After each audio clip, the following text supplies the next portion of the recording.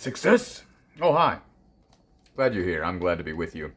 Today I'm going to talk about 2011, films that were released in 2011 that were the most impactful for me on my life. Um, we got the final Harry Potter. I believe it's the only one that was released in 3D. They might have done part one. I think they ran out of time to do part one in 3D because it was a conversion. And this was back when, thanks to Avatar, everything was being converted into 3D. So I remember being really excited about seeing the final Harry Potter. I went with the same friend that I went to part one with, but I was excited about seeing it in 3D. It was a good time. I like my 3D myself. So yeah. At the time, I hated the ending because Voldemort was my favorite character, and I thought it was kind of cop-out the way that it ended. Spoiler alert, I thought Harry should have to die. But I get it now. I accept it. I was just sad to see Voldemort go out like that. I Am Number 4. Now I'm going to mention I Am Number 4 because this was around the time that they were like, we're going to make all kinds of franchises. Check this out. This is based on a book. This is based on a YA novel, and we're gonna and I saw it, and it was all right. It had Timothy Olyphant though. Timothy Olyphant, whose birthday was 3 days ago because he has the same birthday as my son.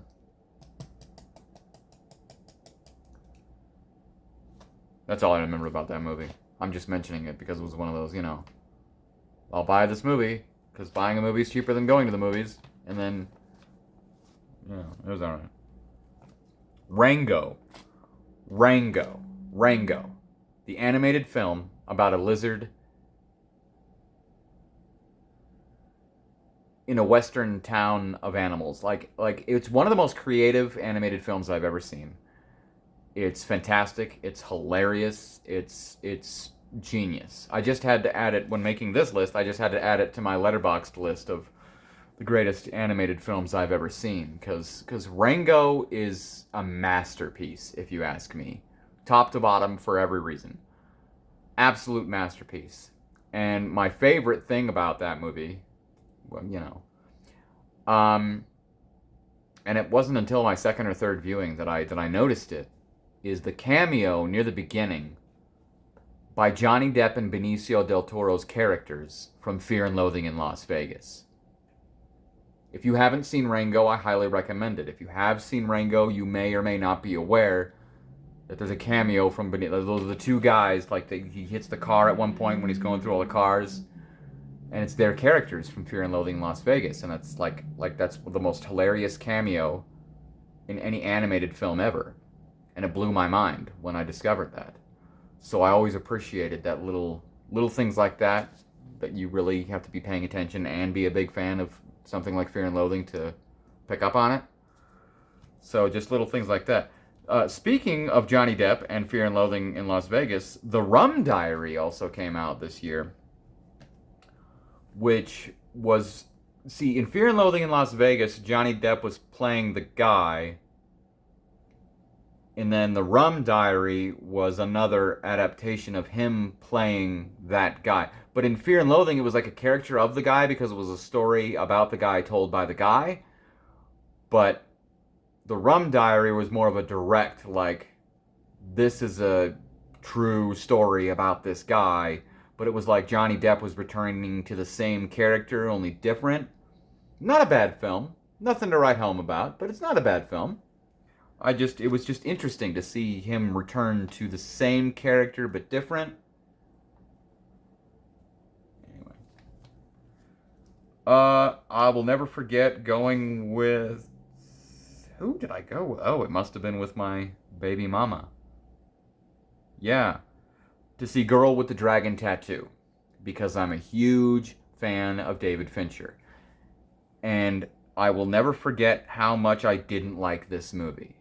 This is my least favorite film from one of my favorite directors. And sitting in that theater and having the ending be so obvious from the beginning. Not the Sarsgaard part, but what happened to the girl part was pretty obvious. And then it just felt like a way too long of a movie that was drawn out and pointless. I can appreciate the craft of filmmaking for that movie now, but as far as a story, Not for me. I think I've maybe seen it twice. Saw it in theaters, gave it another chance like a year or two ago so I could log it on Letterboxd. But my favorite part about The Girl with the Dragon Tattoo was the trailer. And the soundtrack, obviously. I have the soundtrack because I have every album that Trent Reznor has ever worked on. So once he started, well, I did anyway. Once he started getting into movies, they were a big deal. But now he does so many freaking movies. He just did like 3 movies last year. He did Bones and All. He did Empire of Light. I mean, they could win another Oscar for Inside Out, not Inside Out, excuse me. Soul. So it's more common now to get a score by Trent Reznor and Atticus Ross. But back then, it was a very special deal. Great, great, great score, but I'll never forget the trailer had the music done by Trent Reznor and Atticus Ross with some ladies singing, but it was a classic Led Zeppelin song. And it just made the trailer amazing. It made the movie look amazing, which is why I saw it, and then was very disappointed. But the music, exceptional. The Thing. Okay, spoiler alert for The Thing. If you haven't seen the original or the remake, spoiler alert, I recommend skipping ahead because I didn't know. I don't recall the marketing for this film because this was the year I found out I was going to be a father, and I think I first saw a couple minutes of this movie when it came out and they rented it, so it was probably the next year. But at the time, I'd never even seen the original. I just knew about this remake. So eventually, in recent years, I saw the original Thing for the first time. Blew my mind. Oh my gosh, I love that movie. It's absolutely fantastic. So then I was like, well, I gotta watch the remake because it's got Mary Elizabeth Winstead, and I like her very much. But my personal experience, again, I don't know if, I'm pretty sure it wasn't marketed this way. I'm pretty sure the remake was marketed as a remake. So after watching the first one for the first time and then immediately watching the remake and then getting to the end and starting to piece together, because they very cleverly make it look like a remake where it's just different enough for it to be acceptable, yet similar enough to be clearly a remake. But then you get to the end of the film and it's, wait a minute, this isn't a remake. And it wasn't until the end credits when the music from the original kicks in and the end credits of the remake are the beginning credits of the original. And it hits me like a ton of bricks. This was a prequel. And then I rewatch it, and it's all there. This is what happened to the other team before what happens in the original film. I thought that was the most brilliant thing in the world for it to be a surprise prequel. And I have always loved and appreciated the movie for that reason alone, on top of I thoroughly enjoy the prequel of The Thing. I love both those movies, and I can watch them back to back. If I'm watching them with people who've never seen them, I'll watch the original first, and then which I did recently at my theater last October. And then some of them figured it out, some of them didn't, till the end. But if I were to watch it now, or with anyone who'd seen them, then yes, I would watch the newer one, then lead right into the original, because they're a perfect 2-part story. Like, I can't think of another film that marketed itself as a remake, I'm pretty sure, and then surprises you at the end of the film by, if you've been paying close attention, you might have figured it out, but guess what? This was a prequel. I have just always appreciated the movie for doing that. And I love the movie for that. And I love Mary Elizabeth Winstead. Yeah, I do. Super 8. I was a huge fan of J.J. Abrams. Now, I didn't watch Felicity, I didn't watch Alias, but ever since Lost, I'm like, JJ, I'm on board for anything. And then he did his first film. And his first film saved one of my favorite franchises, which is still what it is literally today, with 2 more movies coming. One in a couple of months. but he saved the Mission Impossible franchise with his first film, Mission Impossible 3. Great movie. Great movie. Every movie after Mission Impossible 3, well, every Mission Impossible movie after is Mission Impossible 3, is thanks to Mission Impossible 3, is thanks to J.J. Abrams. And it's funny, I was just talking about this to someone today at work, who recently watched Mission Impossible 3 for the first time and was raving about, J.J. Abrams. And I was like, you know why J.J. Abrams directed Mission Impossible 3? True story, from what I've heard. Tom Cruise was watching Alias. Like, he's watching Alias at home and then went, I bet this J.J. guy would do a good job with the Mission Impossible movie. Called him up. There you go. So I was a huge fan of J.J. because then he did Star Trek, which I loved. So then he's like, I'm going to do my own original movie. I'm like, okay, sweet. You knocked it out of the park with Mission Impossible. You knocked it out of the park with Star Trek. Can't wait for this Super 8 movie. The trailers made it look amazing. I'll never forget being in that theater, so disappointed, and leaving that movie not liking it at all whatsoever. I do not like Super 8. It's probably the only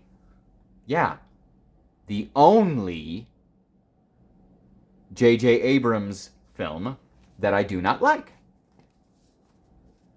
Why? Because it was thanks to Spielberg that got him the Star Wars gig. That really got him any gig. Spielberg was like, this kid's got something. Let's give him a chance. And what does JJ do on his first original story? He kisses Spielberg's butt. I'm sorry, but Super 8 is a remake of E.T. Pretty much. What it boils down to. The bare bones, it's E.T.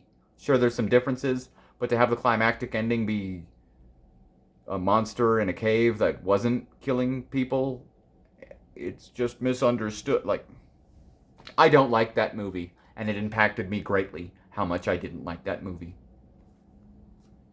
Speaking of a movie that impacted me greatly because I didn't like it, this is not one of them. This is a movie that impacted me greatly because everyone universally hates it. But I will never forget seeing Green Lantern in theaters and loving it. That's right. The Ryan Reynolds Green Lantern. I'm the one person who's a fan of that movie. Loved it. And what I loved most about it was the Sinestro story. I knew nothing about Green Lantern. Probably one of the superheroes I could care less about. I don't care about that character. But I loved this movie, and I loved the setup for Sinestro and the cliffhanger in that movie of how this guy, he now got the yellow ring and he's going to throw down. I was so pumped and excited for a sequel with this guy. Nope. Nothing. I even liked the Hot Wheels track part. Yeah, I like Green Lantern. Loved the theater-going experience. Think it's an underrated film, and I wish it would have gotten a sequel. It's what made me a fan of that actor who played Sinestro, who has since been reduced to ridiculous villains in movies like Shazam.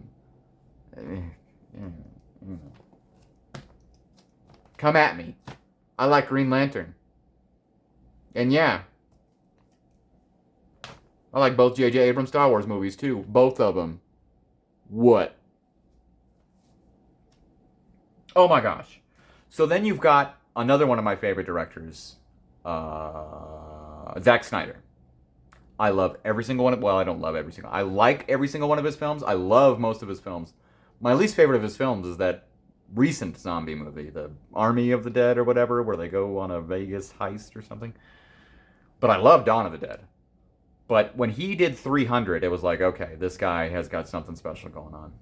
Which got him the gig for Watchmen, which, if you watched my 2009 video, Watchmen, yeah, I talk more about that and my goodness, Watchmen. So then, he was like, I'm going to do an original movie. And I remember the trailer blowing me away.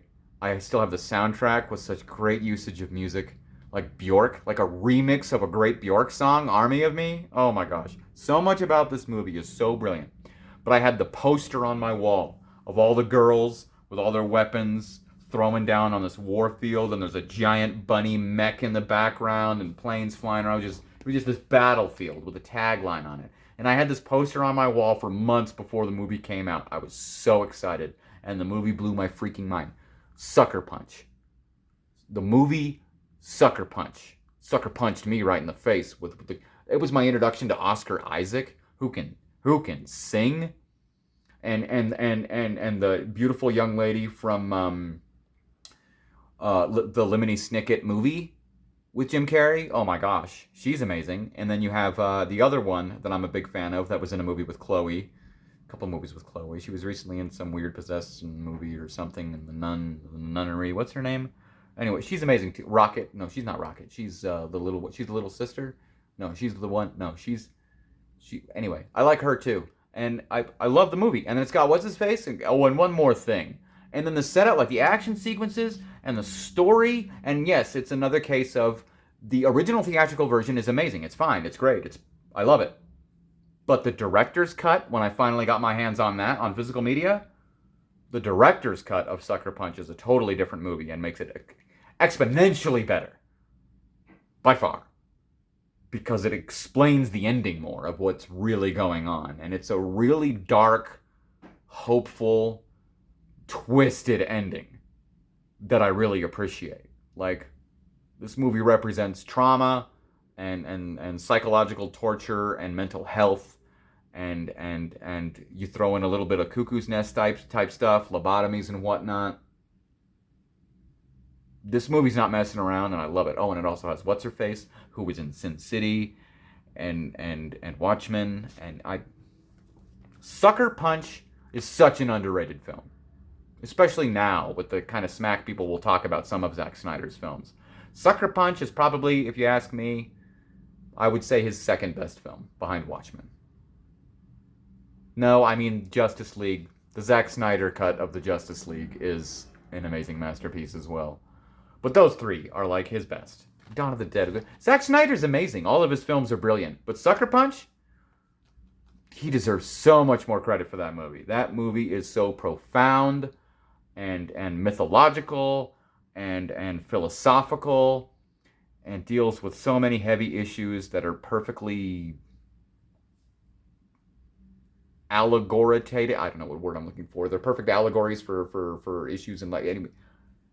Sucker Punch. Like, why don't people give Sucker Punch credit? It's an amazing movie with these wonderful journey, the stepping stones to, I'm gonna watch it right now. Freaking love that movie. So I discussed in one of the past videos, the 2009 video again, how X-Men Origins Wolverine pretty much killed the X-Men franchise, which was a bummer. And I remember at the time they were also planning on making a Magneto origin movie. Like, that's what they were going to do now that they were done with the X-Men movies, is they were going to do... That's why that's why it's called X-Men Origins Wolverine. Because they were going to do a series of origin films. And they were all going to be called... There was going to be one, X-Men Origins Magneto. But when Wolverine turned out to be garbage, they did something very smart, and they still made their Magneto origin film, but it was also Professor X's origin film, the X-Men origin film. It was about the relationship between Charles and Eric. And X-Men First Class is a freaking masterpiece. It saved the X-Men franchise. Well, some would say it doomed it because of what eventually happened, but we wouldn't have gotten more great X-Men films if it wasn't for First Class. I mean, we got a whole nother trilogy and then some out of the deal. But X-Men First Class was great. And the one of the best cameos used for Wolverine ever. I mean, you give him 5 seconds of screen time where he gets to drop the one F-bomb. Come on. Like, X-Men Origins... Great film. I love that film. I love the ending. I love how we got the Cuban Missile Crisis involved. I love that movie. Kevin Bacon is even amazing in that movie. Like, not that he's ever not. I just, even in his campiness and his ridiculous character. And then when, like, Magneto is killing Nazis and the music. X-Men First Class, astounding. Loved it. Paul. I'm Paul. Paul. Yeah, I'm Paul. So when all of a sudden there was a movie coming out called Paul, it piqued my interest.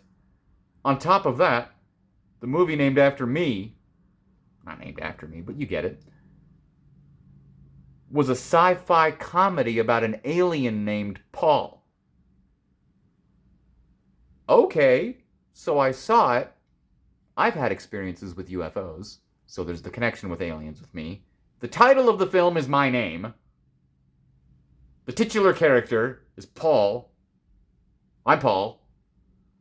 And then watching it, it was as if I made this movie. It was catered toward me. Sigourney Weaver, the references, the gags. Like, that was a movie for me. Called me. I haven't seen it in a long time. I need to rewatch it. There's a movie called Paul.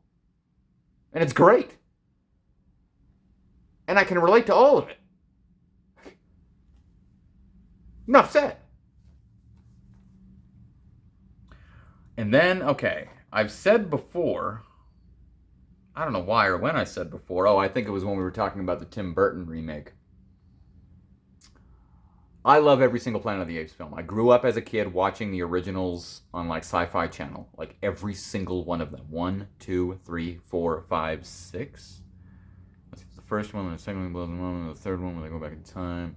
And the fourth one with the uprising, and then the fifth. Okay, so there's 5 of the originals, and then you had the Tim Burton one. And I love all 6 of them. I love all 6 of them. I love them.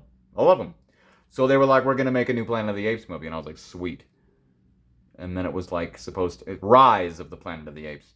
And it's supposed to be the origin. James Franco's fantastic in it. The ending is amazing. And then I remember loving the film, but being slightly underwhelmed by the ending. Not by anything specifically, just that I didn't really get the rise of the Planet of the Apes. And then, bam. End credits. And I got so giddy that as the credits are rolling, it's unraveling the story of how everything we just witnessed in the movie was merely the beginning, and now this thing is spreading throughout the planet. Very cleverly seeded early in the film. Reminds you, like once or twice maybe, but then you completely forget about it. You get to the end credits, and it's showing you this virus spreading. A virus that, 1, makes apes smarter, and 2, kills humans. I'm like, sequel, please? So it was like a perfect setup to the 2 films that came before. This amazing Planet of the Apes trilogy that I love. I still haven't gotten my, as I discussed in the Tim Burton one, Planet of the Apes movie, where they literally are us. They're dressed in normal clothes, they're watching TV, this and that. It's always, you know, they're on the horses, they're doing their ape stuff in the wilderness. I still want to see, like, apes living in homes, making YouTube videos. I want to see that Planet of the Apes world, but we'll get there someday. I hear they're going to make more, but I'm just very thankful that we got a whole new trilogy out of this, and I think the first one, being the weakest of the 3, is still great and only brought us even greater things, which I'm very thankful for.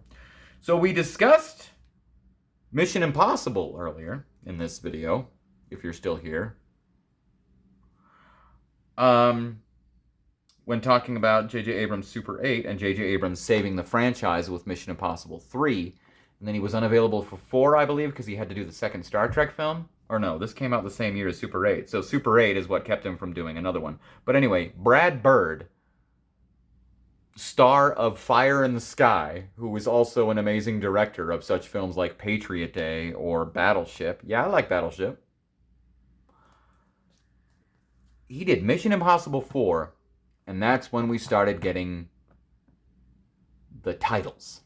Because we had Mission Impossible, and then it was MI2, and then it was MI3, and then we got Mission Impossible Ghost Protocol. I loved the movie. I remember seeing it in theaters from the very beginning of his little prison break. I absolutely loved the movie. I mean, this is the one where he's dangling from a building. This is the one that has Léa Seydoux, who I only recently became a huge fan of, and to now go back and see her in things like James Bond and Mission Impossible. Oh, I love her. And Jeremy Renner, and like the running of Tom Cruise and the hanging from that building is, even watching it at home, is so like edge of my seat intense and makes me very anxious. Such an amazing film to continue the franchise in a great way, to say, hey, all of these movies are going to be good now. We're sorry about the second one, but aside from that, all of them are going to be the best, which is true. But the most impactful thing for me about Ghost Protocol was all the posters. Was all because, you know, in the trailers and whatnot, it was all about, you know, he's not part of the, you know, he's not part of the Mission Impossible force anymore. He's been disavowed and he's on his own, you know, blah, blah, blah. So he was like in disguise, and his disguise was a jacket with a hood. So in all the posters, he has his hands in the pockets of his jacket, and his hood up. He's very like, I'm hiding. That's why I got my hood on. And I kept referring to it. I was so excited, and I kept referring to the movie as Ghost Protocol? Ghost Protocol? And then earlier, my parents had given me for Christmas a gift certificate to Burlington Coat Factory. So when I finally got around to going there, I annoyed the heck out of my girlfriend at the time by obsessing over finding a Ghost Protocol jacket. I found one pretty similar, but I was so obsessed with this jacket he was wearing on the poster that I needed one for myself. So whenever I think of Ghost Protocol, I think of Ghost Protocol and that jacket. Good movie, though. Which leaves us with the number one most impactful film I saw that was released in 2011. And this is kind of an ironic one, the way this one etched its way to number one. Scream 4. What most people would say is a return to form and one of the best, and blah, blah, blah, blah, blah, blah, blah, so original. I'm the guy who loved 1, 2, and 3. I did. 4, Scream 4, which unfortunately was the last one directed by Wes Craven. Scream 4 is my least favorite Scream movie by far, and if you've seen my past videos, you know I'm a very obsessive, hardcore Scream fan. But the fourth one, I like it enough to not disregard it. I mean, it's not like Mission Impossible 2. It's not the sore thumb that sticks out. But it misses some of the formula. It doesn't execute certain things. The killers aren't as cool. And spoiler alert for Scream 4. I'm going to spoil the ending of Scream 4, okay? If you haven't seen it, skip ahead. The killer reveal at the end